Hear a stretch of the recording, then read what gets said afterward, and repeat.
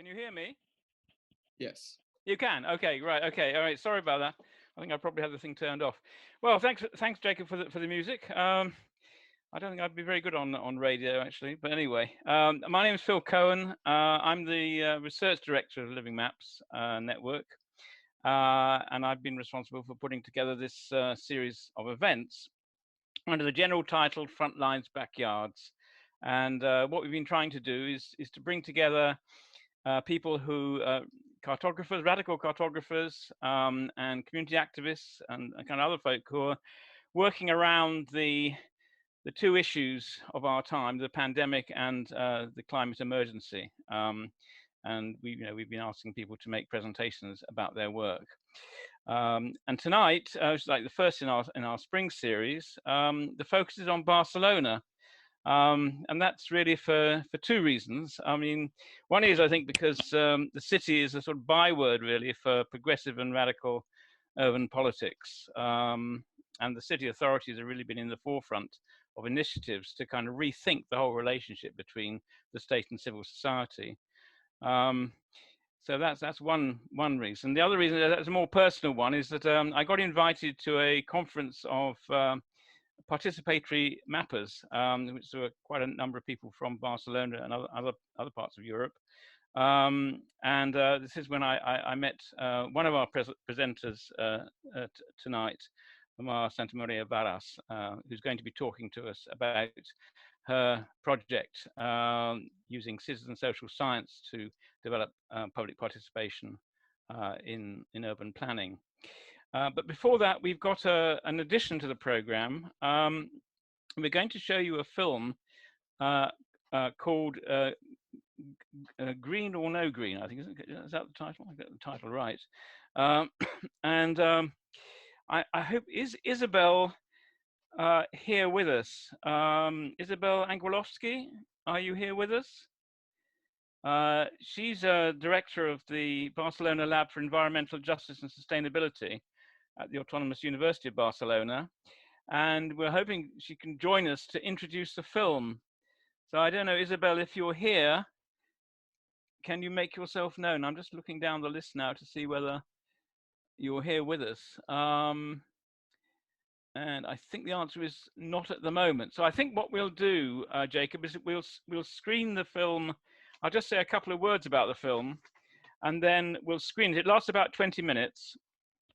And then hopefully by then, Isabel will have joined us and may be able to say a bit more about the film after you've seen it. So the film's called To Green or Not to Green. And it is made by, shot and edited by Alberto Guglielmo. I think I got this right.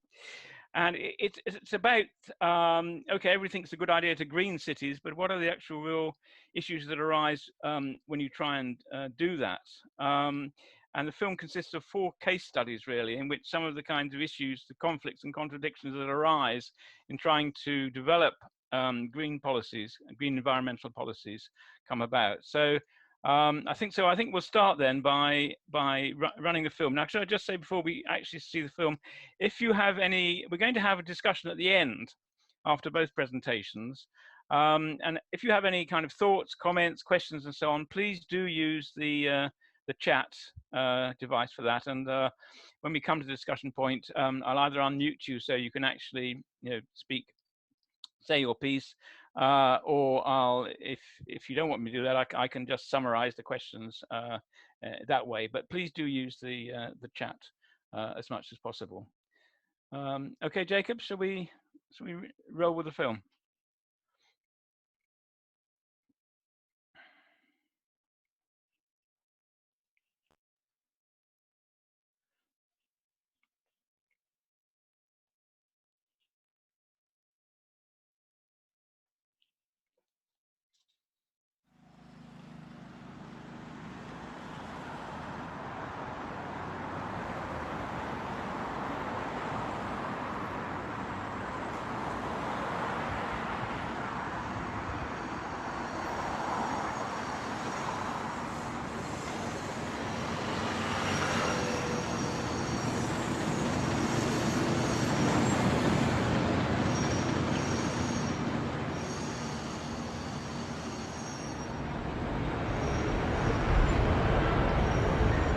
Estamos en el recinto ferial de Montjuïc, que es uno de los espacios más emblemáticos de la ciudad de Barcelona, que ocupa 27 hectáreas de suelo municipal en una posición muy céntrica. 27 hectáreas equivalen, para que nos hagamos una idea, a 21 manzanas del famoso distrito del ensanche de Sardá. Es decir, dentro de este recinto cabría todo un barrio como la Barceloneta, donde viven 16.000 personas. Este recinto tiene un inquilino muy afortunado, que es un ente público que se llama Fira de Barcelona, que se encarga de organizar grandes acontecimientos, pero que, a pesar de ser público, está liderado por la Cámara de Comercio y por un entramado de empresarios con intereses privados muy particulares, pero con una gran capacidad de incidencia sobre las decisiones que se toman sobre infraestructuras públicas como el puerto, como el aeropuerto o como este recinto ferial. Otra característica de este inquilino es que es muy afortunado, decía, porque paga un precio muy bajo por la ocupación de este recinto público municipal. El precio que paga es de 2 céntimos de euro por metro cuadrado, que es el equivalente a pagar un alquiler de 2 euros mensuales por un piso de 80 metros cuadrados con terraza en el centro de Barcelona. Pero además, el recinto ferial de Montjuïc plantea una cuestión muy interesante, que es esta decisión que tomó Barcelona hace mucho tiempo de dedicar gran parte de su actividad al turismo o a los grandes acontecimientos, ¿no? Este modelo está en crisis, este modelo es caduco, no solo porque no responde a la emergencia climática a la que nos abocamos, sino también porque es un modelo que precariza el trabajo y es un modelo que concentra riqueza en muy pocas manos, que tiene muy poca capacidad de redistribuir la riqueza que entra a través del turismo, de los congresos, al grano pequeño de la economía, ¿no? La polémica alrededor del futuro del recinto ferial de Montjuïc estalla en febrero del año 2019, cuando la alcaldesa de Barcelona anuncia su voluntad de renovar el contrato de cesión de este espacio municipal a Fira de Barcelona. No se nos ha enseñado el proyecto de renovación, pero sabemos que quiere invertir 380 millones de euros para renovar completamente el recinto y que este pueda acoger en el año 2029 un gran evento, una exposición universal, supuestamente sobre los objetivos de desarrollo sostenible de la ONU, ¿no?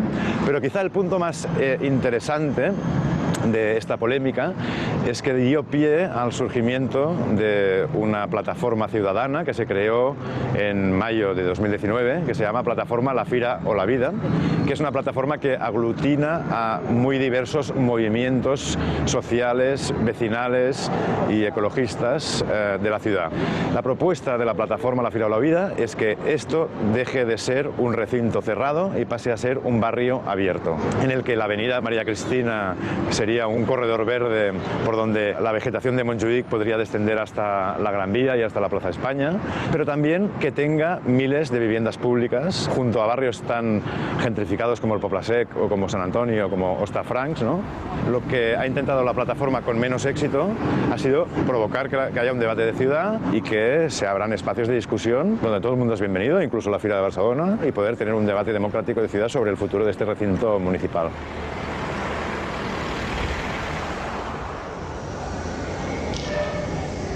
Ens trobem al mig del Raval, més en concret estem enmig del Raval Nord i en aquests moments doncs, estem en el jardinet de l'antiga capella de la Misericòrdia. Aquesta capella ens vam veure obligats a ocupar-la, i dic obligats perquè ja no ens va quedar més remei, havíem esgotat tots els processos per poder accedir a tenir un equipament sanitari, perquè el que tenim actualment està obsolet des del 2008. O sigui, portem 10 anys, hem estat 10 anys esperant que es construeixi un nou equipament sanitari. El barri del Raval té unes característiques que no tenen altres barris de la ciutat, per la seva multiculturalitat, per les seves diferències econòmiques, socials. És un barri on conflueixen moltes comunitats. Hi ha una barrera idiomàtica. Moltes persones estan sense papers. Això vol dir que també a l'hora d'autoorganitzar-se pateixen racisme institucional. Coincideix també que és un espai molt turístic. De fet, tot el districte de Ciutat Vella acumula el 33% d'equipaments culturals de tota la ciutat, com pot ser la universitat, pot ser el MACBA. S'està espavilant especulant, que és una altra de les lluites que tenim en el barri, l'especulació immobiliària, i cada vegada doncs, el barri va perdent aquesta riquesa veïnal que tenia. El 2013 l'alcalde Trias va cedir aquest espai al MACBA perquè pogués ampliar-se. S'ha de tenir en compte que el MACBA en metres cúbics és el segon museu més gran de tot l'estat espanyol. Aleshores, aquest espai fa 30 anys que està tancat. Doncs el veïnat i les treballadores del CAP l'ocupem. I l'ocupem perquè després d'estar molt de temps negociant amb els partits, amb els grups municipals de l'Ajuntament, vam veient que van passant els mesos i aquí no s'avança. Aleshores, els procediments del Raval són aquests. Vull dir, si tu no m'ho dones, jo t'ho agafo. I més quan estem parlant d'una necessitat bàsica com és l'atenció sanitària. Doncs vam entrevistar-nos amb els grups municipals. Vam recollir 3.700 signatures per poder portar el nostre prec que ens concedissin la capella al ple municipal. Vam fer manifestacions, vam ocupar la capella. Aquí va ser un punt d'inflexió, l'ocupació. En aquell moment, a la que surten els mitjans de comunicació, ja va agafar una dimensió que no havíem tingut fins a aquell moment, no? Fins que finalment a algú se li va ocórrer de cedir l'espai que hi ha al costat del que abans era el FAT, de cedir-li en el MACBA. Però tornem a les mateixes, estan ocupant un espai públic. I al barri necessitem espais públics, necessitem espais verds. De fet, el barri té un 0,4% d'espais verds de tota la seva àrea. És que què més hem de demanar? O sigui, què no es veu, no? Ja s'ha rescindit el contracte amb el MACBA, però l'Ajuntament cal que faci la cessió a l'ICS, que és l'Institut Català de la Salut. O sigui que del 2006, que es va dir que el CAP havia quedat obsolet, ens estem plantant al 2020, finals del 2020, o sigui, han passat 12 anys més el que trigarà en construcció. Si no és per enfadar-se, ja...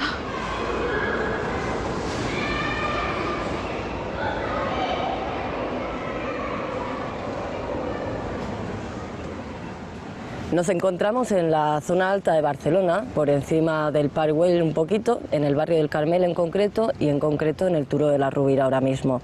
Lo que aquí quieren hacer un gran parque central donde se unan las tres colinas que hay en esta zona, que son el Turó de la Rovira, donde nosotros estamos, el Turó del Carmel y por el otro lado el Turó de la Creueta del Coll. El plan de los tres turons nace en 1953 con José María Porcioles como alcalde y él señaló esta parte de Barcelona como el futuro gran pulmón verde de la ciudad. Y entonces hoy en día se pretende descentralizar el turismo de Barcelona y llevarlo un poco más a la periferia. Con esto se vuelve a reanudar la idea de recuperar el proyecto del Parque de los Tres Turons y darle vida otra vez. Ahora mismo el proyecto se encuentra en su fase cero, digamos, en la que se licitó tirar unas 15 edificaciones, entre ellas el espacio donde nos encontramos.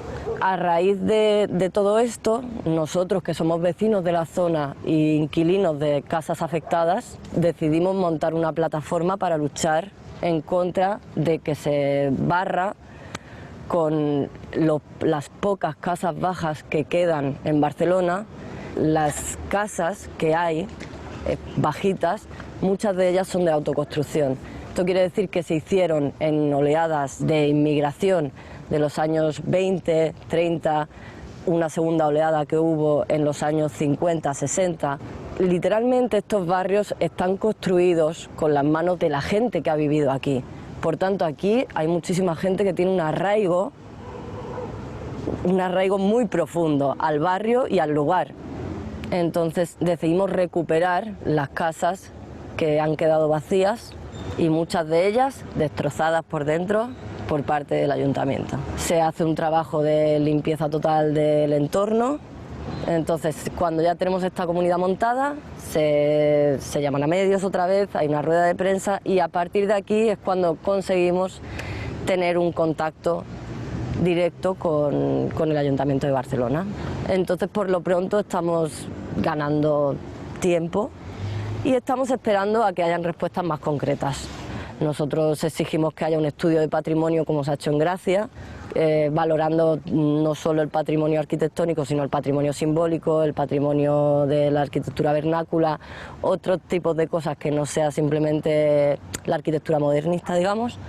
Y sin hacer un estudio de patrimonio detallado, quieren derribar viviendas o edificaciones que entrarían perfectamente en sus criterios de protección.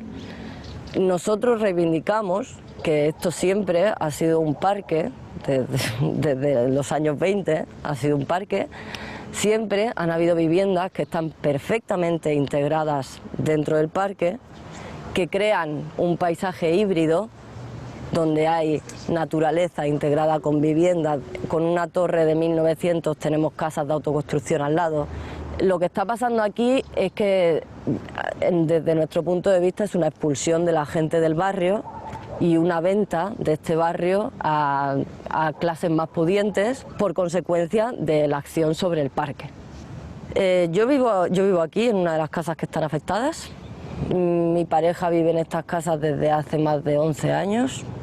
Me parecen rincones de las ciudades que son imprescindibles y muy necesarios, y de hecho que debería de haber más así en todas las ciudades, ¿no? Porque si hablamos del parque y de lo que quieren hacer, va a ser un parque totalmente museizado, ¿no? Donde vas a tener unos parterres, sí, o vas a tener unas florecitas plantadas, pero vas a tener una pasarela asfaltada por donde pasear.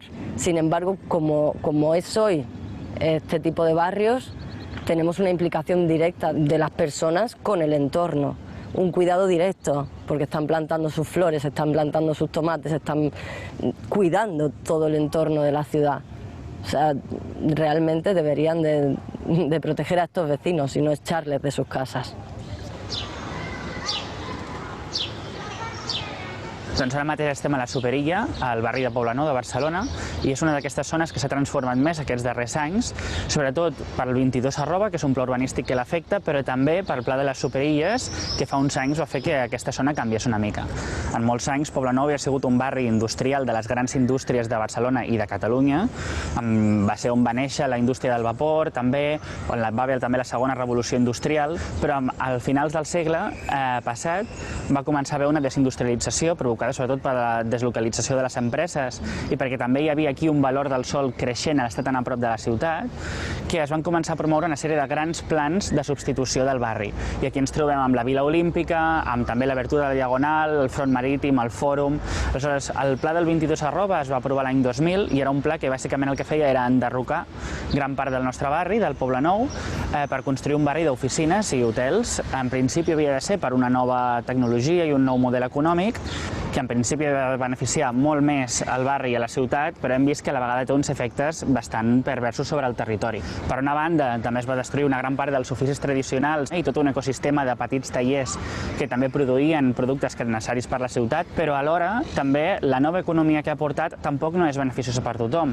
De fet, un dels usos que més s'ha instal·lat al 22 són precisament els call centers, és a dir, grans plantes amb cubicles i oficines que el que fan és atendre trucades. També els hotels amb feines bastant precaritzades de neteja i de cures. Per tant, realment la feina que ens venen del valor afegit i del talent és realment una feina per molt pocs. 22 sí que havia de portar noves zones verdes al barri, però moltes d'aquestes zones verdes se situen davant dels hotels i davant de les oficines com a forma d'expandir el hall d'aquests edificis. Per tant, aquest espai públic molts cops té un efecte més d'espai privat a l'aire lliure que no realment un espai públic al servei dels veïns. Per altra banda, el que és la Superilla té un efecte que creiem que pot ser negatiu, alhora que revaloritza una sèrie de zones verdes a l'interior de la Superilla. Una Superilla té 3x3 les illes de l'Eixample, és a dir, que són 9 illes. Això pot tenir cert efecte també de gentrificació, que creiem que és important intentar pal·liar. Hi ha altres zones del barri en què també s'estan fent operacions d'aquest tipus de noves zones verdes, que encara que tenen un efecte molt positiu i que creiem que són necessàries, tenen a la vegada un efecte en els valors del preu del sòl i que alhora també poden provocar una certa gentrificació. És el cas que va passar amb el Parc Central, en el qual es va arrasar uns passatges i unes cases baixes de gent que vivia allà per substituir-lo per nous habitatges i oficines i hotels. És també el cas de les Glòries i també el cas de Cristóbal de Moura, que és un nou eix verd que s'està fent que connecti Poblenou amb el barri del Besòs, però que alhora creua totes les zones del 22 arroba. Són aquestes zones que en aquests anys, amb l'anunci que es faria aquest eix verd, s'han revaloritzat.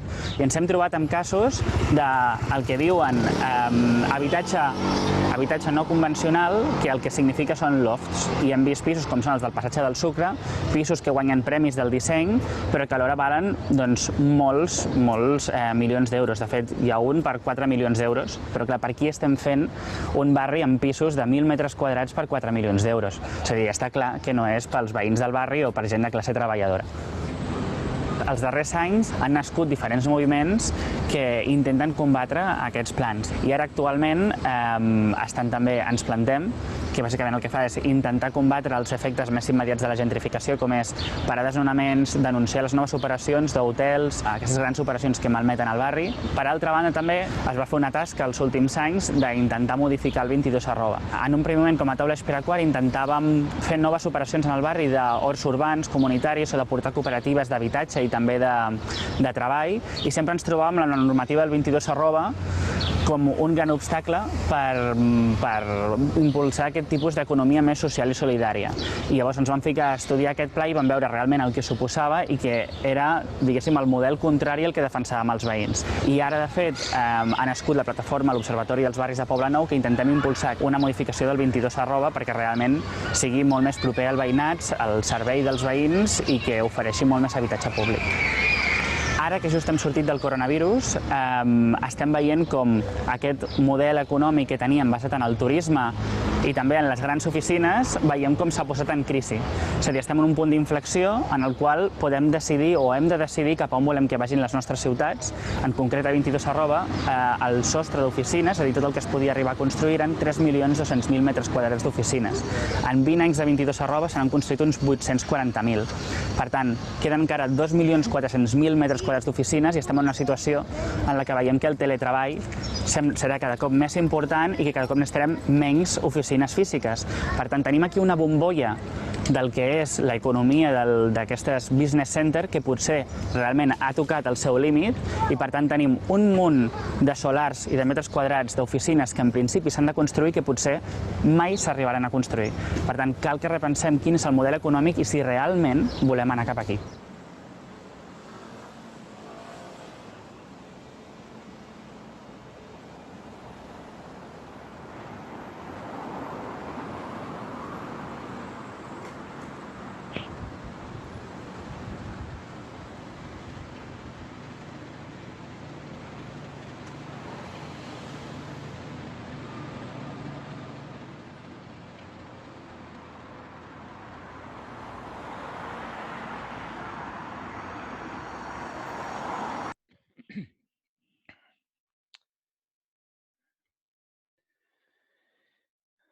Right.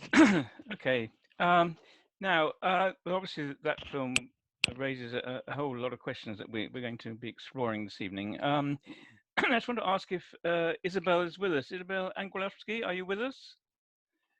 I'm just having to look here, see whether she is with us or not. It doesn't look like it. I mean, she did say that she had a bit of a problem about what time she could join us. You've got kind of, 3 kids and all sorts of things people have to do in lockdown. It gets very complicated. I think we just have to hope that she will join us at some stage.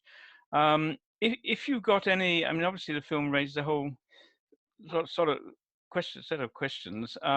If you've got an immediate kind of questions or comments, perhaps put them in the chat box for now, and then we'll return to them after we've had the next presentation. Okay, so just please do use the comment box. Okay, so now, let me just, where is, hold on a second.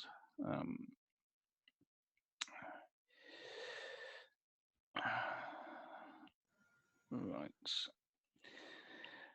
So our next presentation is from Mar Santamaria Varas. I think I've just unmuted you, Mara. Yes, you're there. Good, good. Well, as I said, I met Mara at this amazing conference in Barcelona. What seemed like another world, really. Except the Barcelona was in lockdown because of the demonstrations by the Catalan Independentistas. So the whole of the centre of the city was actually locked down by the police. Anyway, it was a wonderful conference, and Mar gave this terrific presentation about the work she's doing. She's the director, co-founder of 300,000 kilometers group, which is a kind of radical architects and planners group. And she's going to, I think you're going to talk to us about one of your current projects, kind of experiment in citizen social science. Okay, so hand over to you. Thank you, Phil. It's been a pleasure to be with all of you this afternoon. Actually, after seeing the film, that I must confess that I heard about it, but I didn't have the opportunity to see, I would radically change my presentation of today, because I have been involved in 3 of these 4 projects that people was commenting. So maybe I have some thoughts and some room for discussion later on. So I'm gonna try to share my screen. I think you need to co-host me again. Oh, okay. I've just done that, but I'll do it again. Okay, where we go.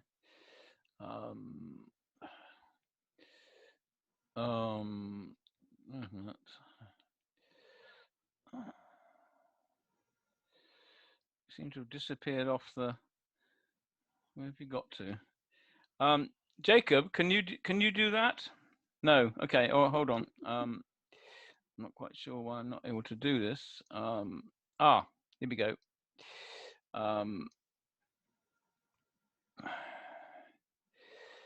Yeah, there we go. There we go. Right.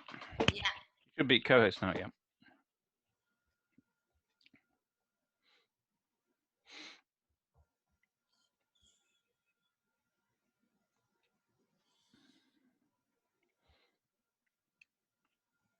Can you see the screen moving? Yep. Perfect. Okay, so we come, actually I'm here alone myself because I have also kids, and like the other co-founder, it's like doing the other part of the hard work here today. So we are a team of urban planners, architects, lawyers, data scientists, no? That we are Barcelona based. And actually this kind of diverse group, we have been known in the past 2 years, because some of the plannings that we have been doing with Andres and Anna and other teams in Barcelona. But I need to say that most of the work that we do, it's drawing the cities, no? So I think this is the point where all of us, no, is connecting today. And with which I think a little bit different of even the tradition of the School of Architecture, where we have been studying, which is the School of Architecture of Barcelona, and we like to to say that we draw the cities with novel methodologies. No? So to put it really simple, and I think that it may be really controversial, no, depending on the context of the room. Basically, what we try when we say that we draw cities, we try to use quantitative methods. And by quantitative methods, that means that we use data, we use technology, we use all the things that today we have available as urban planning, to do something that for us it's really important, to being able to quantify what is qualitative, which is kind of I think it's a big challenge, going from this idea of the subjectivity to the objectivity. And this project that I'm going to talk more today is about this idea. How can we take the opinions of a lot of people and translate it into an objective result? So from the individual to the collective and the private to the public. How we do that? We do that based in 4 pillars. The first one is the idea of the behavior, the data, the idea of the commons, and basically what it's running us, and what it's driving us, these days, which is the idea of the collaboration between us professionals, as citizens, the public bodies, so this idea that we need to approach things in a really collaborative manner. So 6 years ago, when we start like our work, in a more serious way, as an office, for us there was a change in the mindset on how we were drawing, and we're using cartography in a really traditional way for making urban planning. So that means that this is some series of maps that I'm going to show from previous work we make with the Metropolitan Administration of Barcelona to draft the next 40-year plan for the whole region around Barcelona and 35 municipalities. And that means that we were at the point, we have really accurate here open information on the cadastre, the land uses here in Spain. So that means we know at this point, we knew really well how to represent the physical aspects of the city, but we were missing how people was behaving, how people was moving around, how people was even creating some symbolic links with their city. So this is the moment where all this technological revolution related to open data, related to transparency, related to a more collaborative approach of urban planning begin. So we need to say that we were like not pioneers, but we were in this really seminal moment, this really exciting starting point of all these. And we start making maps, not only using traditional data sources, but for example, here you are not seeing this a traditional census of the city, but you are seeing in yellow workers in this city center of Barcelona, contrasting with these lila dots where we have the inhabitants. So by using new data source that were available at this point, even when we were able to map, this is Barcelona, this is the airport, okay, and this is all the relations that we can extract from the analysis of the Twitter network at the moment. So that means that we can change our mindset. We can add more layers of complexity to this cartography that we urban plannings were providing to inform the planning. So that means that planning can be more complex, planning can be more dynamic, planning can put really the citizen in the center of the process. So once we understood that, you can imagine we were really excited. We start mapping and mapping, and mapping and finding each piece of data that we can find in the internet. And also, we are in a moment where Airbnb is starting, where we had a lot of digital disruptions that now, for example, it's delivery in cities who's changing, the food market, Airbnb who changed, like the housing market, Uber who's changing, the mobility. So the idea that we are having, like these big players in the digital generation of data, but at the same time they are changing the cities with these apps, with these platforms, with these collaborative economies. And there is a moment where we are starting having phenomena, no, like touristification, no, or gentrification related to tourism. That is something that in the film appears somehow. And we need to find novel strategies, novel data sources that we can trust to map these problems. No, this is a really nice project that we made in Madrid, who's called Touristification, and has the same a second part here in Barcelona, where we were using data from from Google, for example, to understand how people didn't want to be this is the Google searches, okay, from 2006 to 2018. So people was not longer a tourist, but they were visitors. They didn't want to be hosted into a hotel, but into an apartment. No, they wanted to feel like local people. No, and that we can map thanks to this type of data. Or another thing which is also really interesting, if we start comparing, this is Paris, but I actually could change that because we have also London. No, but if we can take the position of all the tourist apartments in the world, and in the most of the cities where the phenomena is happening, we can understand what we are doing well in Barcelona that maybe Madrid or London can share and can and can learn one from another.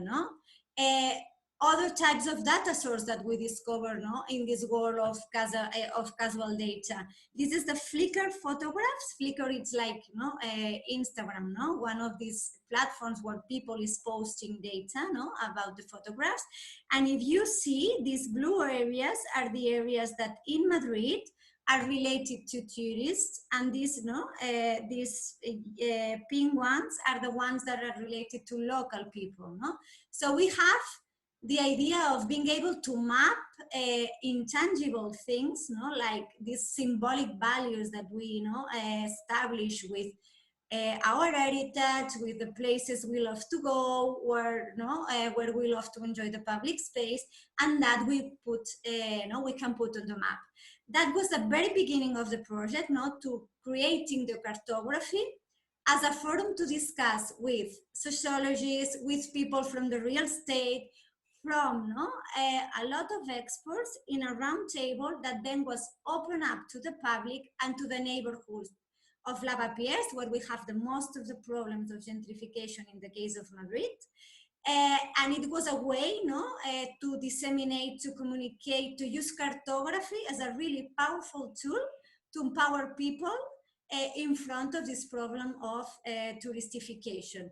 The same we did in Barcelona, and in this case we use a touristic bus to create an ephemeral exhibition that we put in front of the tourists, in front of La Pedrera, in front of Rambla, in front of Casa Batlló, the main touristic spots, to raise this awareness. Sometimes we miss cartography as this tool to put things on a map in a really objective way, to create this debate, which is really, really necessary now in cities.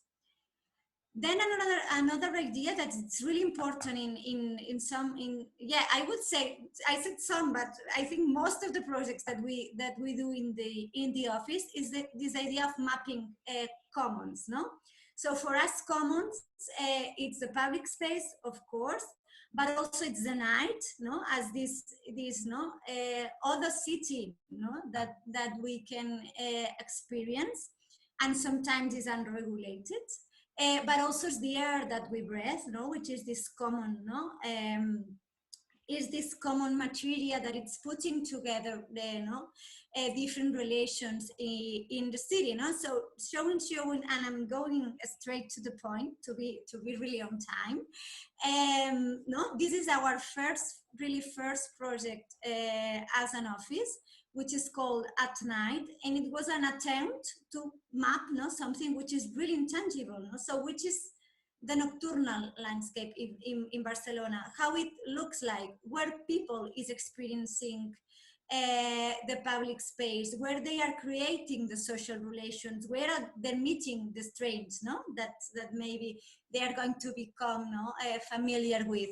No? So by using data from social network, we map from each of the plots of the city. The red ones are the areas that are more diurnal, the blue ones that are the ones that are more nocturnal, where we have the white, this mixing areas. It was the Raval that the girl was talking in the film. Some areas where we have a really intense use of the public space, but also we can in this case we use information from taxi fleets to represent the hotspots of the fiesta and this nocturnal activity within the city of Barcelona. And this is an experience that we extend to other cities, already 20 in an exhibition that we are going to showcase, if everything goes well, in March here in Barcelona. That was previously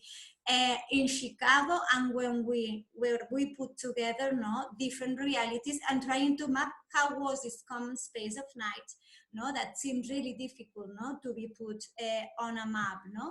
Or as I was saying, this is a project that we are doing now at the moment, and it's going to be presenting next year in the Venice Biennale. What about the air in cities? You know that maybe that in Barcelona we have a really strong problem with air pollution.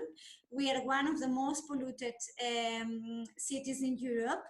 And air at the end, it's a substance that all of us breathe. It's common. It's the air that I breathe. Someone else is going to breathe it.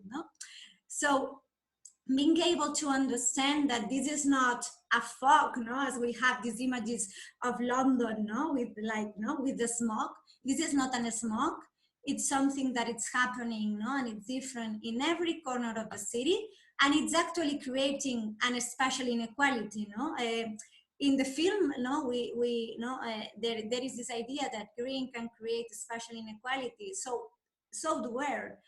So we understood by collaborating with the main scientific facilities here in Barcelona, as the Barcelona Supercomputing Center, as the CSIC, as IS Global, that translates this scientific evidence into health impacts. So we learned that corner by corner, the air pollution is different because it depends on the wind, it depends on the street canyon. So air, it's that it's something common. It's actually creating a spatial injustice. And how we react to that? We are architects and urban planners, as I say, so we try to propose several measures to tackle the problem.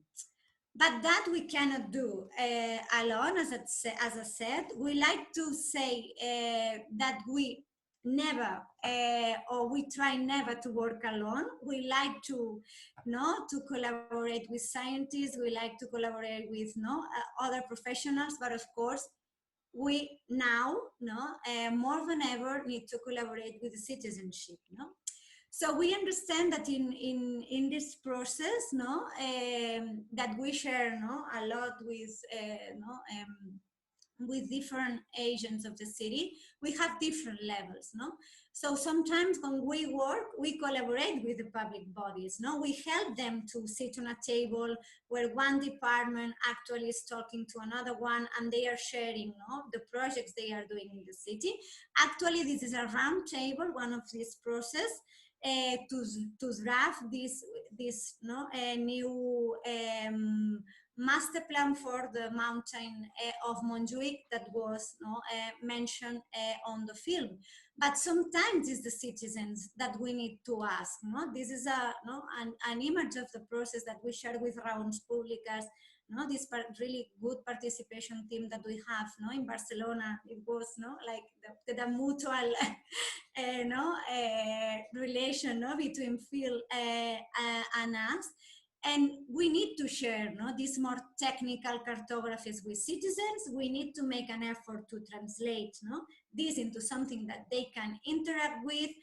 Sometimes we need to go to the street and say, okay, what I'm seeing here in the map, it's happening in the reality. Can you give me more of this feedback? So we try really to engage in this we call it like data collection processes, but it's more than that. It's getting to know really well how the dynamics of a certain area that we were to transform or we were to improve are working. And of course you can imagine we are an office that we work a lot with the digital. So we are aware that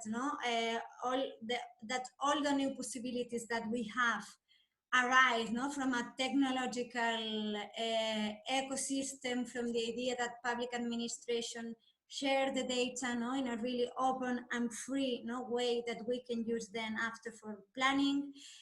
But we are also really aware that we are in a moment where I think difficult things are happening. The first one is that big corporates are starting owning our personal data. So that means that they are able to make cartographies of the cities that we cannot make because we don't have the data they have. So at this point we have like two solutions. Or the public takes like the lead and they start creating public data infrastructures that we can maintain over time and can accumulate or can make all the agents that can create data, they made it participate. Or we have the citizens. We have the citizens and that can help us to digitize all the questions that otherwise are not going to inform the urban planning.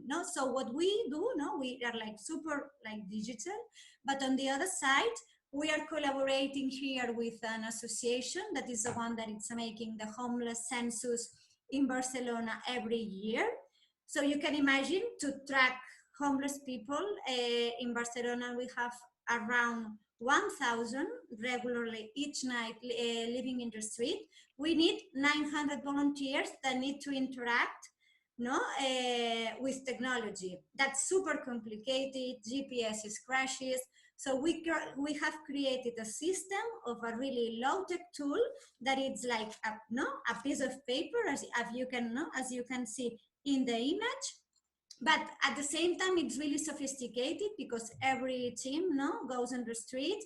They map where they found this person. They ask him or her like some questions related to they have animals, they have problems, so, and with that we can create by scanning using these these sophisticated barcodes that we have here, we can create in one night a huge map made by these 900 volunteers that then we can digitize and we can use to inform social services, to inform urban planners, and recognizing that we have already this problem in the city.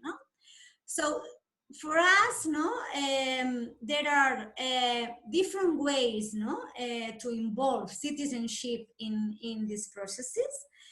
One that is this example that I have already mentioned, where the methodologies are really low tech.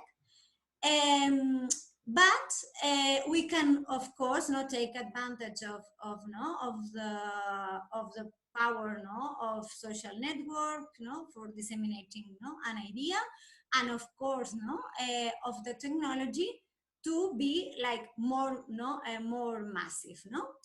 And that's why this project, that it's the one that I was supposed to talk about, which is called Mercè Star. We have drafted, at the moment, this master plan for Ciutat Vella, and for us there was an idea which was behind of all the work that at the moment we were doing in the office, which is the idea of the livability. So we have heard, I think in the long cultural and the history of urban planning, a lot of expressions of this idea of livability.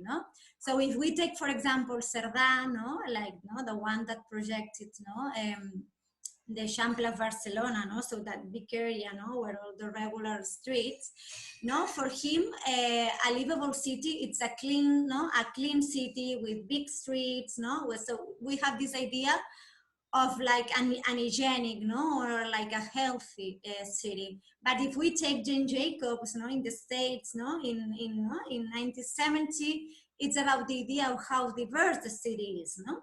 So for us, this idea of livability, it has a strong cultural context and a strong subjective, no, background, and our idea, no, like the main idea of the project was to understand how we could translate, no, the opinion, no, that every city, no, every citizen can have of the city into a more objective, no, way, no, to look at the idea of livability. And that it's really important today because no, urban standards are based on numbers, no? So like OMS say that we need to have in cities 4 square meters, no, of green per inhabitant, no? So at the moment where we are informing urban planning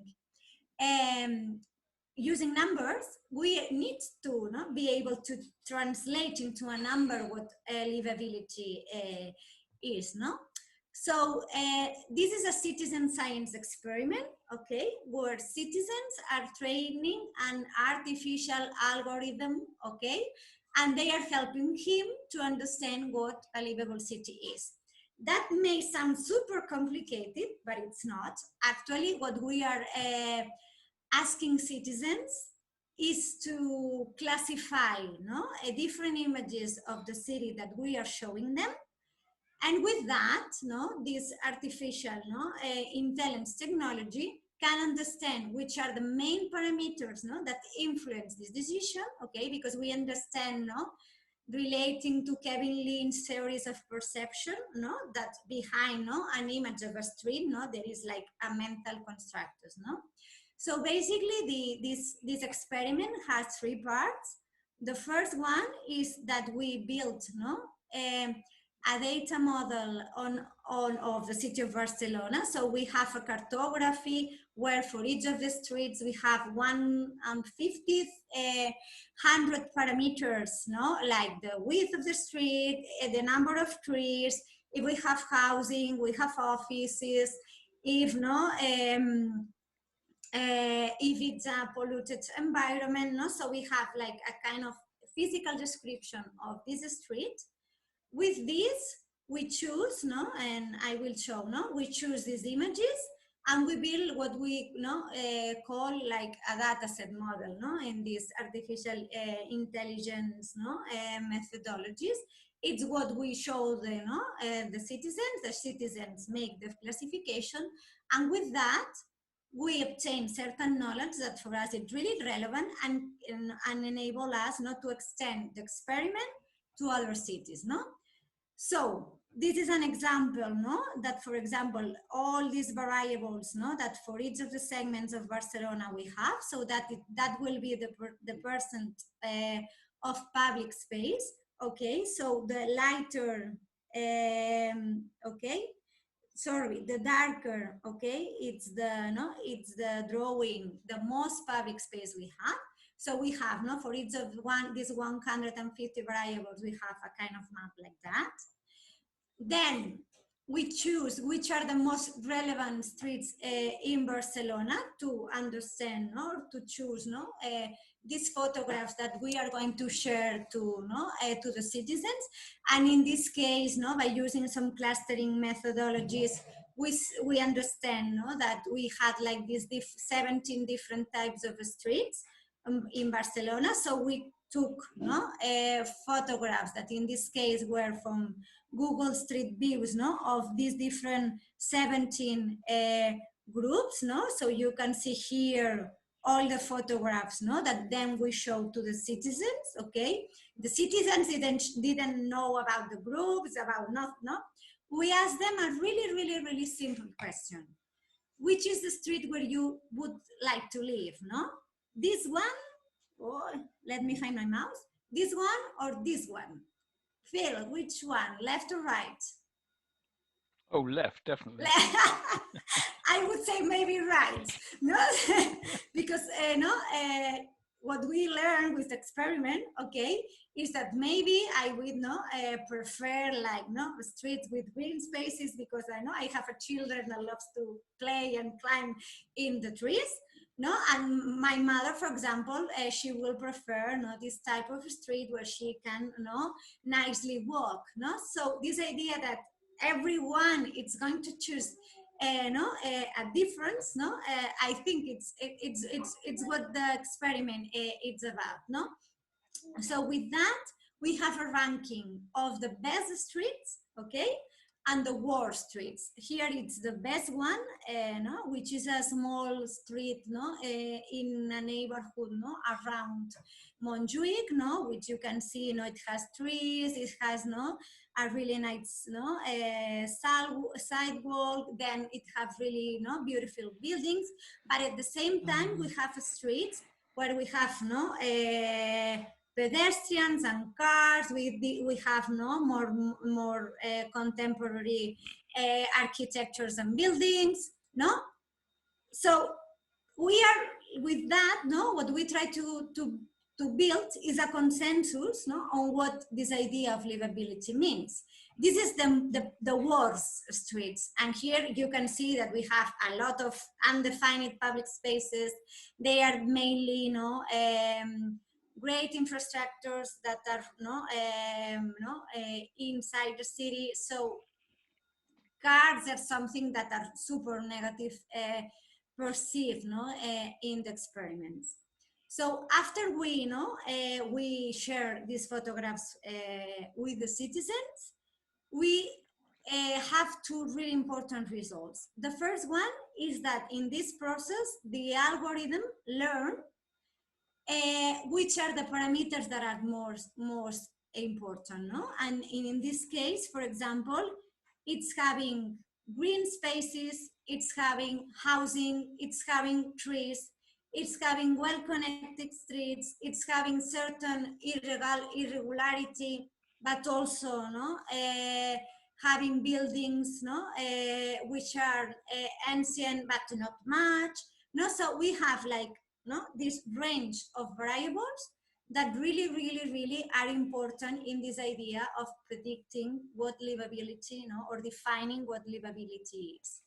And then the second important output that we have is that we have a map of the habitability or livability of Barcelona, that then, by using the same parameters that we learned that here work, we can apply to Madrid, we can apply to London, to Berlin, to Shanghai, wherever city, and we can start building this consensus from individual opinions.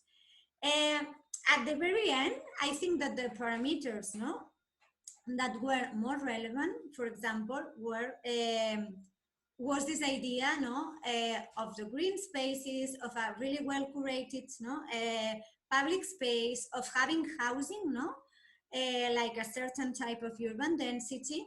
And you can see, that here that we try to classify then the streets in 5 categories. This is the main infrastructures, really no appealing, no livable, okay? But then the streets that were really livable were streets in every part of Barcelona, So like this idea that livability is something that it's shared between different areas of the city. And let me finish, I'm in my last minute with a really polemic outcome, like trying to start mixing, the ideas of the film and the ideas of my presentation. We make this experiment in Madrid. And in Madrid, we have a really nice city center, with nice buildings, well-curated public space. And then we have a periphery, which is really ugly. In Barcelona, like green spaces, or like the idea that green, it's really influencing in this definition of livability. this green, it's around the city. So it's something that it's transversally linking areas of the city that have different rents, we have this neighborhood here, who's Sarriá, where we have the high rents in the city, but we have here Trinidad, Balbona, and other really low rent areas that are also well perceived as areas where people wants to live in, and it's because of this mix of the green with the public space and the housing. So how this idea of livability is transversalizing a lot of layers, and a lot of complexity that our city has, we think that it's a really nice outcome that the experiment in Barcelona had. Just to finish, last image.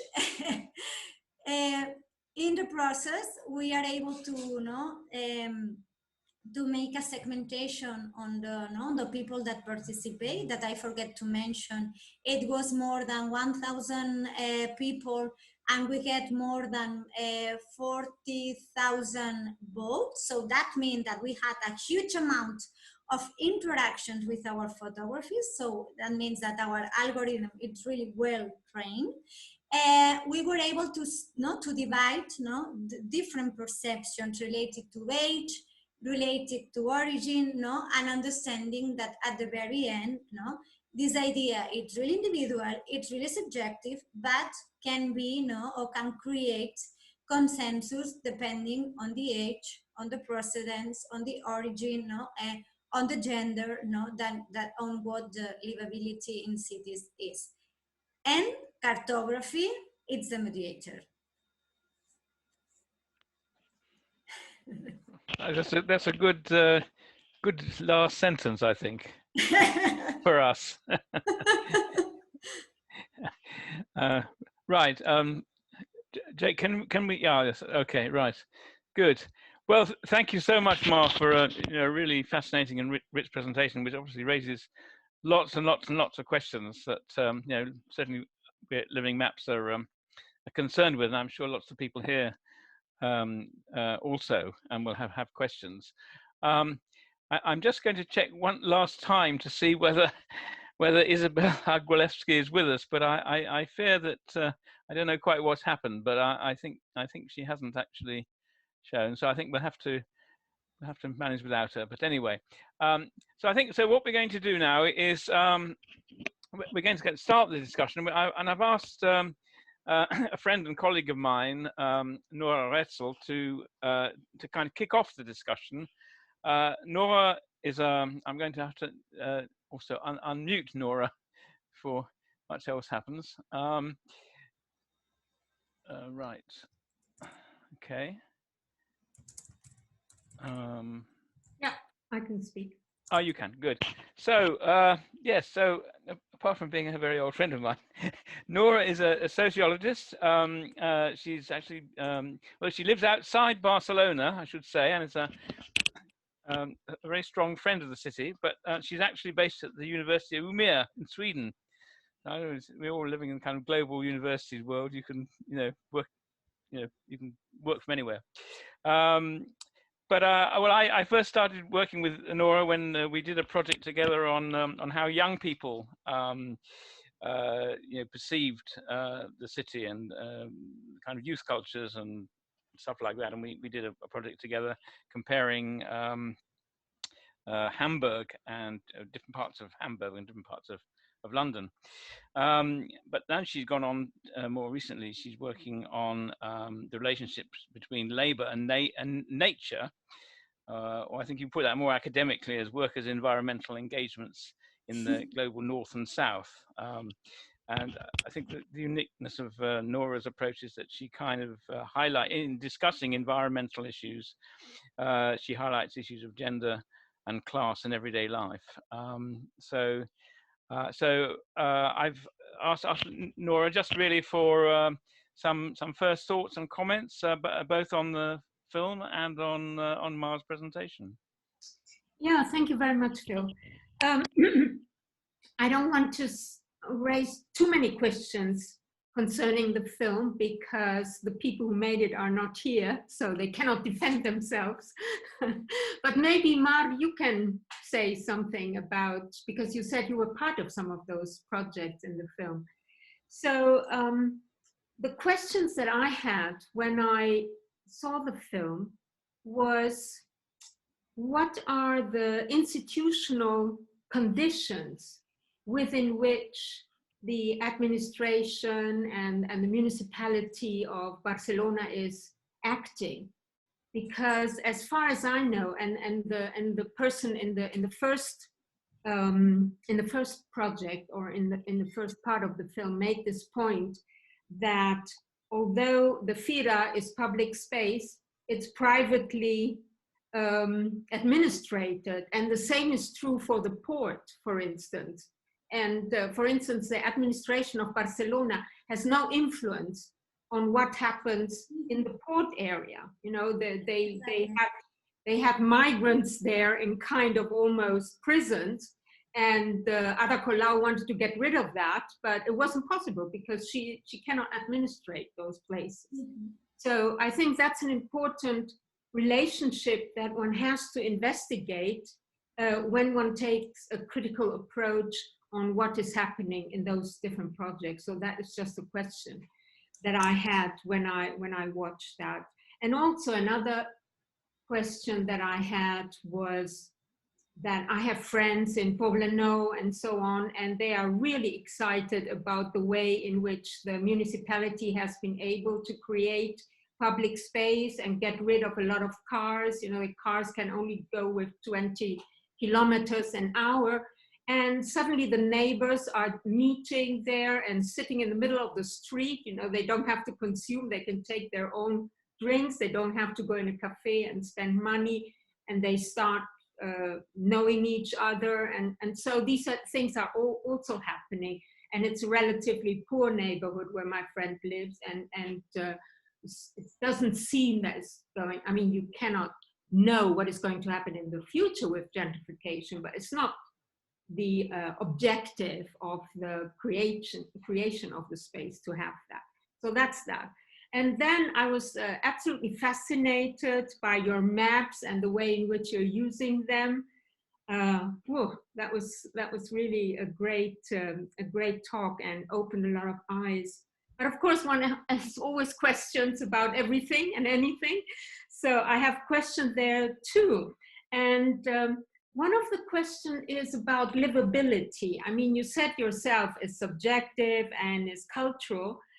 And is there not a problem? You know, on the one hand, of course, people should participate. They should be able to decide how they want to have their city and so on and so forth. I'm totally in favor of that. On the other hand, one thing is what you're used to and what you want to have. And another thing is that you might need to learn new things, new ways of living in the city.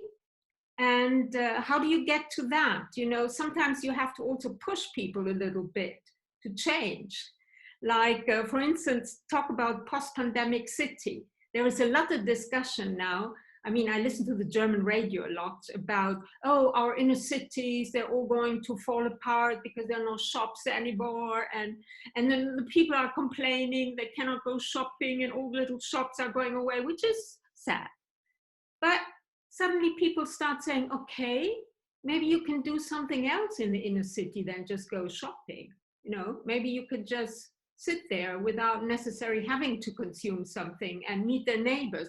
And maybe people can live in all that places at an affordable price instead of just having, because you have shops down there, and then above in the houses, you have offices or sometimes nothing, you know, because it's so expensive. So there's a push there to people saying, okay, maybe I can think newly about what is livable. Although I love to go shopping in the inner city, I can't do that anymore. Maybe there are other, even better things to do there. So how do you combine this way of kind of the inductive method to ask people what they want, and looking into the future and thinking about new ways of living and new ways of bring people together and pushing them perhaps to change in a way. That's it. Okay. Thank you, Nora. Okay. Before I ask Mar or anybody else to come in, Mar specifically to answer that, we had a very interesting question from I'll just get it, which is quite germane to that, and if I can only find it, my thing seems to have gone a bit crazy. Yes, hold on. From Natalie Bamford. So if Natalie's still with us, I will unmute her and invite her to actually ask her question, if I can only get to it. Hi. She's gone. I am. Are you there? I am here. Yes. Oh, great. Okay, great. Go ahead, Natalie. First of all, I really enjoyed your talk. I've done a lot of work reimagining cartographies and the information that can be included, information that should be included. So I really enjoyed that. And I really was interested in this idea you have of almost training an AI to find commonalities within subjectivity. But I just kind of wondered within that, are you risking a certain loss of information, kind of the intangible, by kind of presenting it in a condensed fashion? You're losing a lot of kind of tacit information that's involved in being in the urban fabric. You know, there was a lot of talk in the film about people's connection to space and how that was vital as a inclusion in regeneration plans, how people felt, and you know, the generations that built up that area, and whether that is a contributing factor to livability is actually kind of emotional connection and tacit experience, and whether you had any thoughts about how that can be paired with this kind of data-driven approach that you've got, if that makes sense. Sure.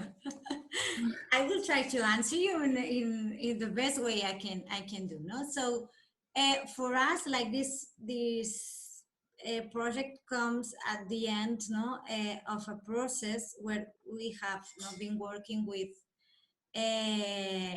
citizens in a different way. No, so I showed really quick, this project of Ciutat Bella, but then we make this kind of process with citizens where we sit together, and we connect and so on. So the idea is that it's a kind of critique on the way as cities are using now standards to define and to inform planning. So why it's 4 square meters per inhabitant of green spaces better than 6 or 7? We don't know. So basically what this experiment is trying to do, it's like to question a little bit this way of doing, also to learning from realities, from cities, that are compact cities with a long history, in urban planning. So the idea that we can learn from the reality, and we can build from, as you as I really like, Nora, you said like this inductive method, so reality can inform us on how to do, with future developments, so we have the certain areas of the city where we enjoy to be, and of course also you need to think that when in urban planning we make a survey to understand something, maybe we ask, if we are really, really lucky, we ask 2,000 citizens. So at which point also these technologies or these digital experiments enable a more active participation of people that maybe otherwise couldn't join this discussion. I think it's something that also we need to raise, or like to put into the discussion. Maybe you know that here in Barcelona we have this digital participation platform, which is called Barcelona Decidim. So the idea is that we need to mix, like both approaches. Digital, no, it's going to have like a kind of bias, no, and that's for sure. We need to know, no, actually, no, there's that, if you read the report that you can download from our website, there is a chapter called which the like unpredictable streets, no, so we know that our AI is going to have a bias. Of course we know, no, but it's a way to reach or to, no, to get insight from more people that maybe we can do with the survey, no? So it's how we can combine, no, different approaches. I think that is where the, no, the interest arises. Okay, okay, thanks very much. Christopher Brumford, I think you got a question. So if you unmute, can you unmute? Yes, can I be heard? Yes, yes, you can. Yeah, okay, yeah. Just a comment. I already wrote it privately to Mar. Thank you for a very inspiring talk. Actually, I had a similar idea 20 years ago when doing research as an anthropologist, urban anthropologist in Kyoto in Japan, where they also had a debate how to develop the city and preserve the old, build the new, etc. And it was very controversial, lots of discussions, etc. So I prepared a bunch of photos, building photos, and asked people to sort them from the best in Kyoto architecture to the worst. So not nearly the same numbers as you, but actually that worked quite well. And also there's a method also to deal with variation in it. I use what's called the consensus analysis. I'll get in touch with you, but I think it's a good tool to basically, even with a small number of respondents, you can see whether there's a consensus and how strong that consensus is, and whether there are, let's say, minority tastes, like perhaps differentiation of young versus old, or men versus women, or whatever it is. There's a couple of comments now which were kind of critical, it seems, also on the chat about the visual emphasis. To that I would say, well, I mean, I don't think your method is in principle open. I mean, you could also kind of record soundscapes and expose people to that and ask them to rank that, and the nicest soundscape to the worst soundscape. There's probably even ways to kind of expose people to, let's say, respondents to particular atmospheres or so, and make them rank them the same way, from the most habitable, the most desirable, to the least desirable. I think it's, in principle, it's a good starting point to ask people what they want, and not necessarily educate them with urban planning, but rather start from what people themselves say is good, and then find something that makes the most people happy. I'm wondering, with your famous progressive government right now, does this have any echo in the urban administration, or do people actually listen to what you're doing there? Is there some responsiveness to this kind of approach?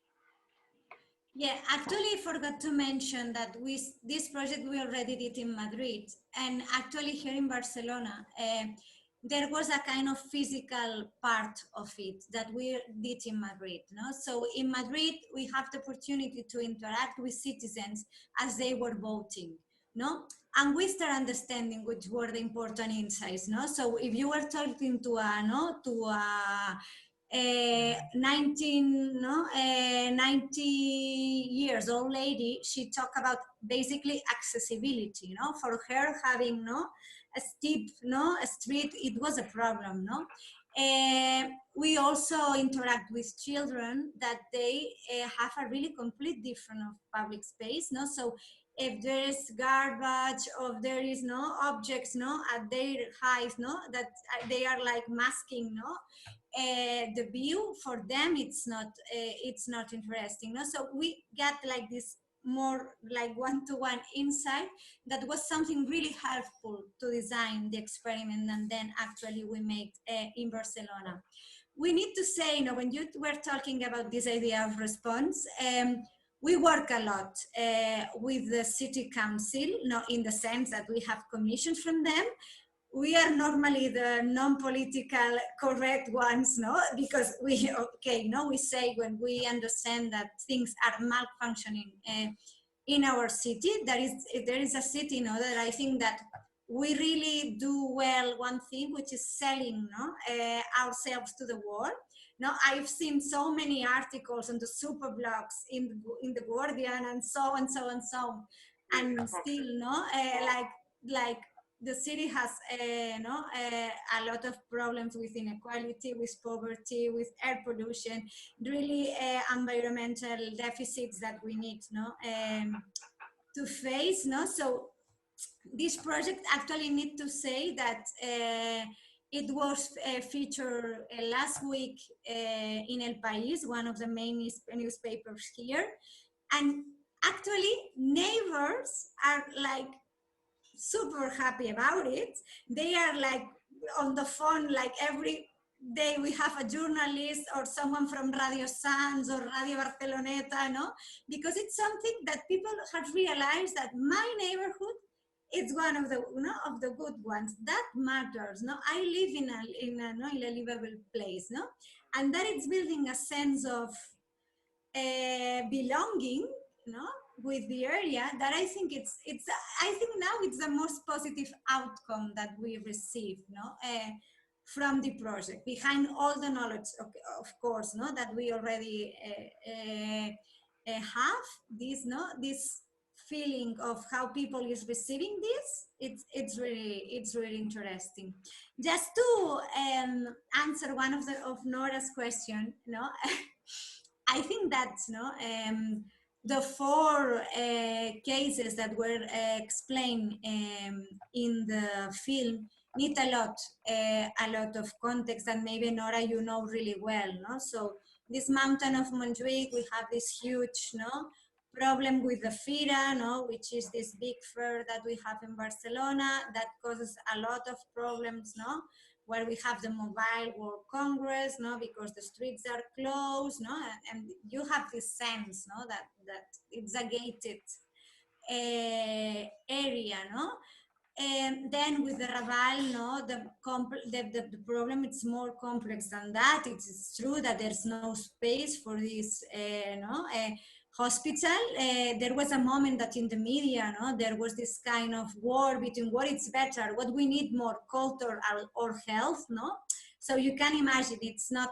It's a kind of, I think, really strong discussion. Also, there is this other example of Tres Turons, where there is an area where the city has put into relevance a bunker, that from the last recent memory of the city, and it has become a touristic spot that was created from no one. So I think that all the projects need to be understood in a really specific context, but they share something that for me is really relevant in this discussion. Like the film is talking about this idea of gentrification, and what we are seeing in Barcelona is, for me, it's not the green that it's gentrifying these spaces, is that they are areas that can be gentrified, So they have a lot of people living in rental terms. We have social vulnerability, maybe not high qualified skills, So it's more than that, It's the areas that can be gentrified because the rents are really low, the price of the rent is really low, and they still can rise, So you never will gentrify Sarrià, Sant Gervasi, like the most richest areas of Barcelona, because they are already rich, So how these other factors impact the size of the green space, that for me it's one of those things, that as Mercè showing us, it's transversalizing, some things that of course need to be designed, and need to be rethinked, in really good quality terms. But I think that the context where these projects are placed are quite special and quite complex, to be able to make this really direct point as maybe like the film it's intending to make. Nora, do you want to come back there and add anything? Nora, you have to unmute. Yeah, I'm still interested in the question. You can say it's not interesting, but that is also an answer. Whether how you can accommodate taking what people already want to the necessity to also learn something new. And is there, for instance, in the process of participation, is there also a process in which people learn from other people, judging differently about the livable space? And the other question that I didn't pose, but I would ask now, is how do you select those photos? You know, because of course it's participative, but it's also very directional, because you direct people in choosing between pictures that you have chosen before. Yeah, actually, I will begin with the second one, which is the easy one. Okay, we try to be, in that case, really, really, really democratic, in the sense that we with the parameters that we have made some clustering maps, we studied, and we tried to choose which were the most relevant types of streets that we have in Barcelona, so we can have a variety of them, and people can vote, even it's directed the vote, because they cannot vote, no? All the streets that we have in Barcelona, because otherwise we will need like the 5 million of Catalans and citizens to participate to have a huge amount of votes. So the idea is that we need to reduce, no, the amount of photographs that people was voting, but we try to provide them with the maximum diversity of streets that we could have, no? So at least the intention was this one. So how can we jump, no, into the future? I think it's the most difficult part, and the part, no, where we take more effort. And let me use this example of Montjuïc, no? In the case of Montjuïc, for 4 months, we were making an internal participation process within the public administration, no? Because as they were saying in the film, Montjuïc, it has the FIRA, but it has a lot of museums, sport facilities. No, it's a really complex place of Barcelona, where we have a lot of players, public, private. No, we have really, I would say, popular neighborhood, no, that are on the base, no, of this mountain. So for us, it was really nice to understand how this first process, no, that we were like directing, no, with public servants, were really aligned with a second process that we made with citizenship and the different actors, no, that were not like the institutional ones, no. An interest aligned, no, in a really natural manner, no. And I think it's about posing the right question, no. So if you choose, no, to talk about I can find the word in English, convivencia, no, like with like the idea of of sharing, it's not the same if you say, no, we are talking about mobility, no. So I think that here, how you are engaging, no, or like you are starting this dialogue, I think it's really important to jump into, no, into the future, no. We also participate in not that romantic, no, process in Ciutat Vella, where we have people, no, that was really angry because they have problem with noise in the street, they cannot sleep at night, no.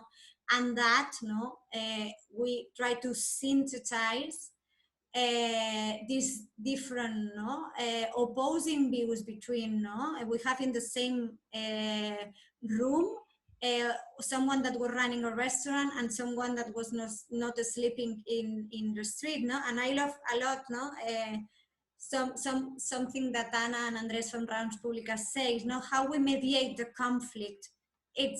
It's what it's important, and we like the conflict, no, in the sense that no, we have also then after, no, drafting some other public policies here in Barcelona, and when you don't have the conflict, then also you don't build these bridges, no, between the citizenship and this future urban proposal, no. So being able to mediate this conflict and being able to make the turn around and understand which are the positive values on these opposing views, it's complicated, and you need to and you need to engage yourself to the process, no? Right, thank you. David Zuzel, do you want to unmute yourself? I think you've got a question. Unmute.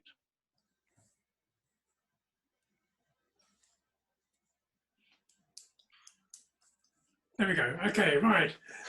Thank you, Mar. I really enjoyed your presentation. So I think your cartographic approach is a way of providing a more nuanced perspective on inhabitants' preferences for the livability of their cities is a very interesting one. But I think what worries me about this kind of approach is that there seems to be an assumption that knowledge is power. It's not. Mm-hmm. How do you, or even better, how do the inhabitants draw on this information to bring about change? I like your question, really, really, David. And I don't know if I'm able to answer it now, maybe in a few years. But what we discover is that something that we know, the ones that are supposed to have the power, I think that we have the duty to teach the others how to use these methodologies. So as I said, one, like, it's like we have a non-profit branch in the office where we try to develop low-tech tools, where we try to make dissemination actions.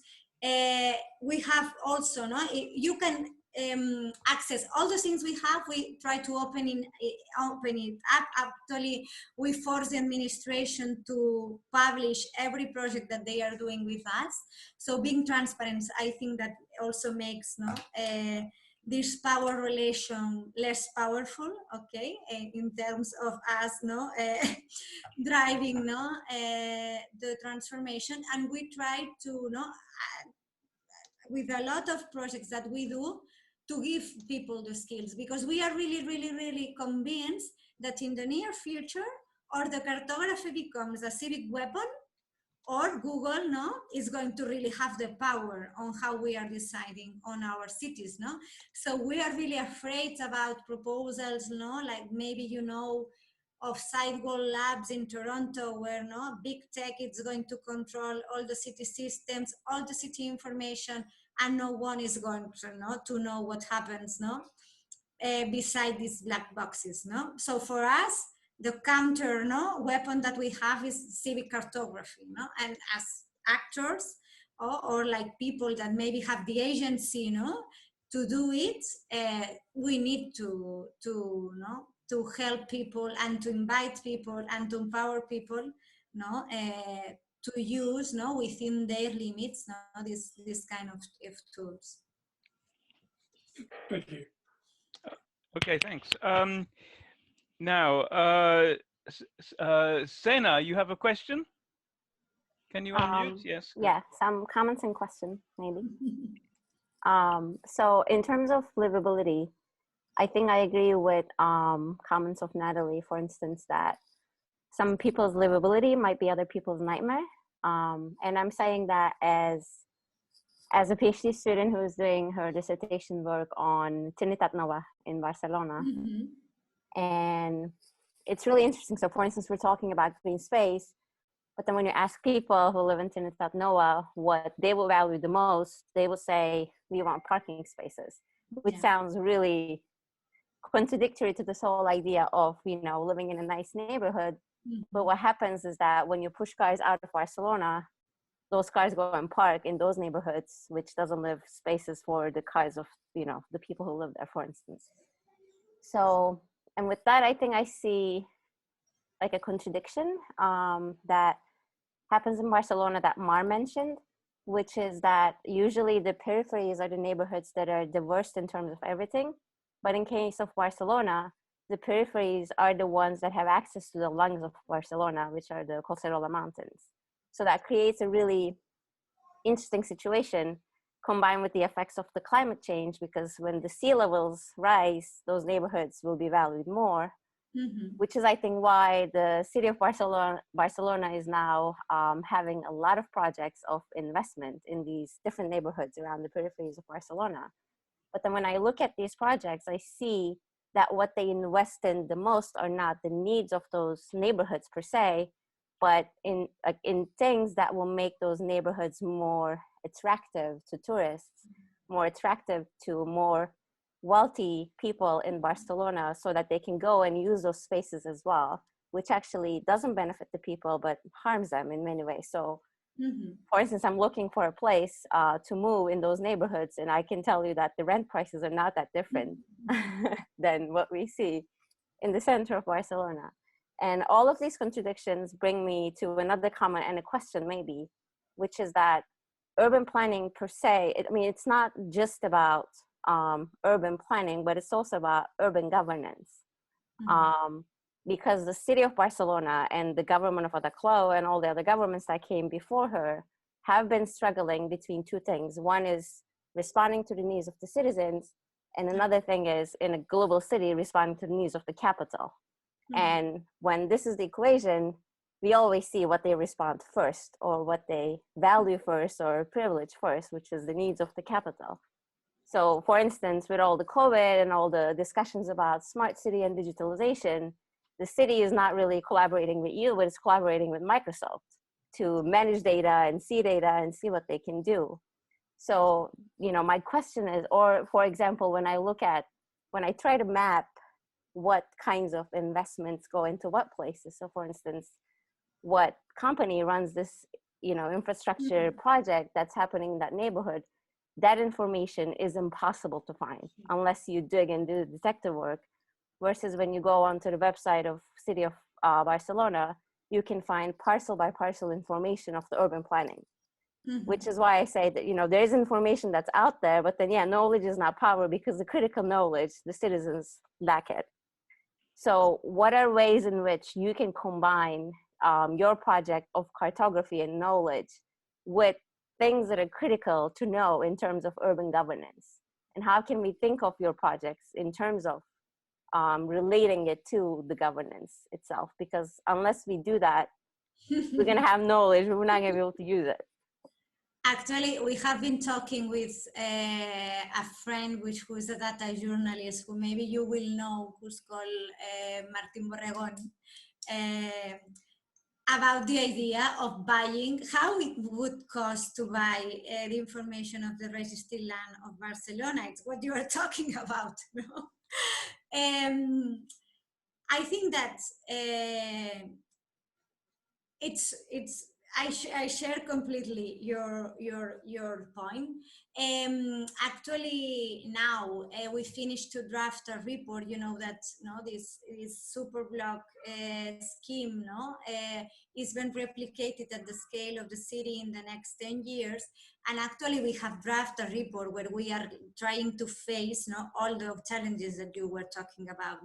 What is going to happen with the rents that are going to be higher? How can we will face this change of the ground floor, where we don't have more proximity shops but tourist shops. So we are really aware on what is happening, and in the reports that we do, we try to be really critical and non-compliant with the city council, because sometimes they sound a little bit happy, but it's true that the lobbies are there and they are pushing a lot. So I think that it's something that from our professional side, what we try to do is to be critical with our own public administration, and then after all the opportunities that we have to share the information that come from our knowledge outcomes, I think that also really relevant, because if we discover some data, no secrets thing, no, that of course, no, it can help to mainstream, no, this power relation, no, we make it public. And sometimes we get in trouble also. Okay.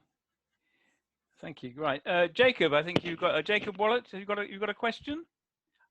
No, oh, maybe there's another Jacob. Sorry, go on.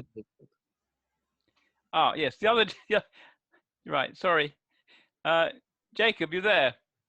Yeah. Yeah.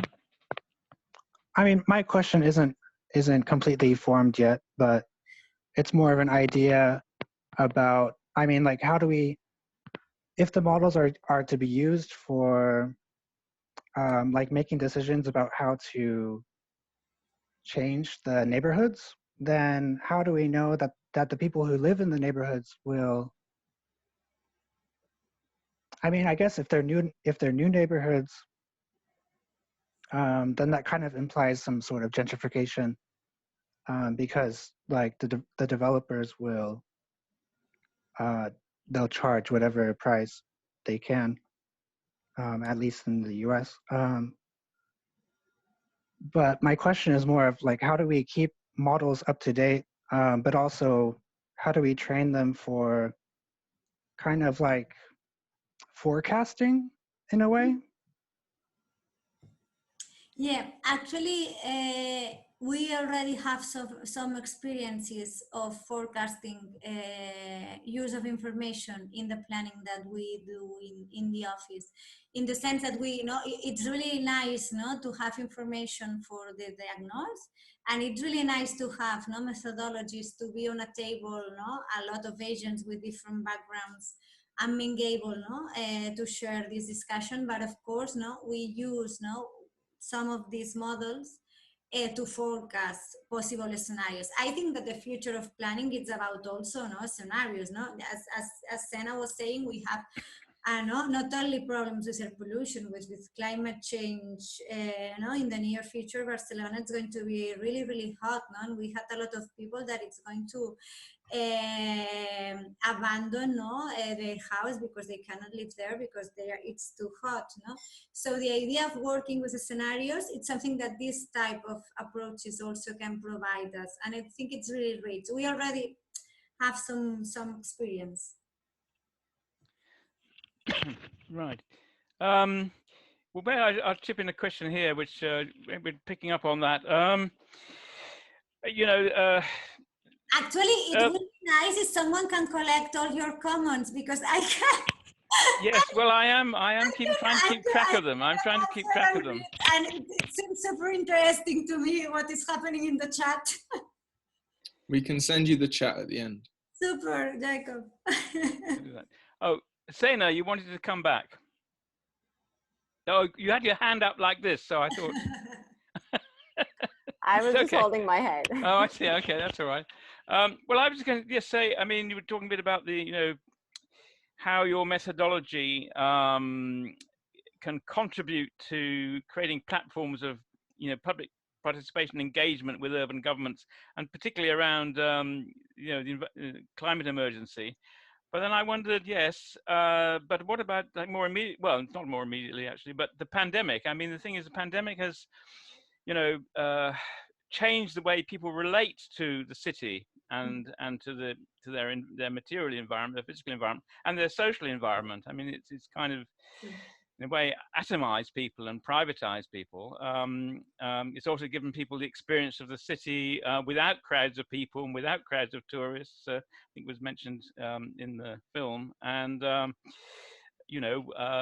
therefore the level of pollution temporarily abated, and so on and so forth. So it gave people kind of a glimpse of maybe what a kind of a green city would be. Although, as the film shows, green capitalism is alive and well and operating in cities. So it's kind of contradictory. But I just wondered if Mar and indeed anybody else had some thoughts about, how your kind of approach to building platforms of public participation, how that might then come into play in a post-pandemic environment. Have you given any thought to that? Yeah, actually, I would like to explain something that for us has been really shocking. No, so the idea that I imagine, no, that maybe that has happened, no, in a lot of cities, but no, I know I live in a really it's not really central, but it's quite central area in the city where we actually, we don't have a lot of tourists, until 6 years ago, and now we have, so during the lockdown we could hear again the birds, the air was clean, it was a kind of the city, I've already want to live in everyday basis, and something happened, in September, no, in November. We now have the same, no, not the same, higher pollution levels that we have, previously to the pandemic, So how we abandon, in these 4 months that go from the end of the lockdown, to these measurements, for me it has been really, really, really a deception, as a, not as a planner, but like as a citizen of Barcelona, So the idea that COVID, as you say, is atomizing us, it's somehow isolating us, it's forcing us, not to use what for us was crucial, which is the public space, the public transport, this idea of the public, So here for us, like the reaction that we have been seeing in a lot of architectural reviews, newspapers, whatever, this is this model of the 15-minute cities, that Anne Hidalgo is promoting for Paris, This idea that we need to create a model of the city which is based on proximity, and in a mobility that is really controlled on an area, And for us, that it seems appealing, it seems this paradigm of more equity, more green, all of us having our workspace around, like our children's school around, but that's not. In the case of Barcelona, that was not true. So during the lockdown, we released a cartography that tried to put on a map which were the different housing units of the city. So we had citizens that were like a family of 8 people living in 50 square meters, and around them didn't have any public space, neither a pharmacy. So how these models that this post-pandemic city are creating as a kind of ideal social interactions that COVID is generating, how this is more inclusive than before. It's something that we have the intuition that it's going to be our next project, to map that, what's inside this, in the case of Spain, you could walk 1 kilometer, around your home, if your home had really, a lot of diversity around your kilometer, you're safe, but if not, if you are in El Raval or in the middle of the mountain there, your city is not that inclusive, and that rich and diverse, So I think we experience, both the dream, then we abandon it, then we are trying, to provide, these models. But I think that we need to be really aware on how we are, creating, from the digital to the physical real, these relations, because space has, an impact on our lives. Right. Okay. Yes. Okay. Well, I think when we are sort of more or less coming to the end of the session, I mean, I think Mar must be exhausted. But anyway, so yeah, I mean, obviously, this is in a way it's an ongoing discussion. How the more kind of qualitative, kind of ethnographically based approaches to mapping and working with small groups, and a lot of the work that we do in Livingmaps is kind of small groups, kind of writing and bringing on their images and bringing up sort of narrative stories and so on. But almost by definition, that works at a small group level, but you can produce very kind of rich, multi-layered sort of mappings of what neighborhoods and places mean to people and the different meanings they have and so forth. But how that then relates to working with much larger groups using quantitative methods. Of course, this is an old chestnut within the human sciences as well, you know, between different kinds of methods that focus on small groups or even on individuals, and those that work with kind of very large groups and structures and institutions and so on. So I expect that, you know, I think people are realizing that, I mean, certainly in my experience, policymakers and politicians listen to social statistics. They think it's science, so they see you know, something that looks to them like science is a not so much a map. Well, it could be a map. It could be the kinds of maps you do, in fact. That it's got this kind of quantitative base to it, and that sort of reassures them that it is objective and scientific and so on. So in a way, you can think partly what you're doing is kind of exploiting the fact that that's the way they read maps, and that's the way they read kind of social data.